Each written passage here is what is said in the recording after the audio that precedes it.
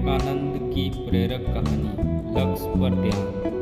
कृपया अधूरा ज्ञान हानिकारक। यह उन दिनों की बात है जब स्वामी विवेकानंद अमेरिका में थे।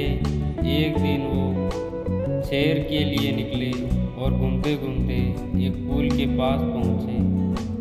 तभी उनकी नज़र पुल पर खड़े बच्चों पर गई।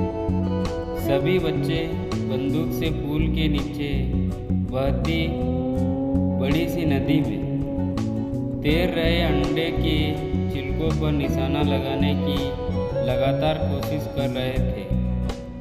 कई कोशिशों के बाद भी वो एक बार भी अंडे के छिलके पर सही निशाना नहीं लगा पाए। यह देखकर स्वामी विवेकानंद बड़े हैरान हुए।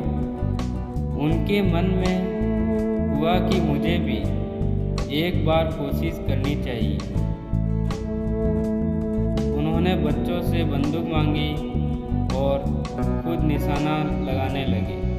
स्वामी ने बंदूक तानी और अंडे के छिलके पर पहली बार में ही निशाना लगा लिया।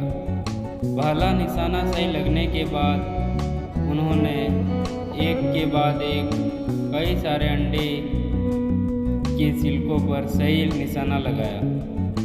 स्वामी के निशाने की कला को देखकर बच्चे हैरान रह गए। बच्चों ने स्वामी से पूछा कि आखिर वो कैसे एक के बाद एक सही निशाना लगा रहे हैं। आगे बच्चों ने कहा कि वो बहुत देर से उन छिलकों पर निशाना लगाने की कोशिश कर रहे हैं, लेकिन ऐसा हो नहीं रहा है। हमें भी बताएं सही तरीके से निशाना लगाने के लिए क्या करना चाहिए। स्वामी विवेकानंद ने बच्चों को जवाब देते हुए कहा कि इस दुनिया में ऐसा कोई काम नहीं है जो किया नहीं जा सकता। दुनिया में कोई भी काम असंभव नहीं है।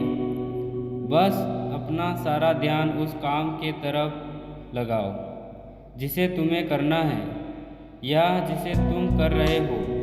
उन्होंने आगे बताया कि अगर निशाना लगाते वक्त तुम्हारा सारा ध्यान अंडे के छिलके पर होता तो तुम निशाना ठीक तरीके से लगा पाते। कहानी से सीख।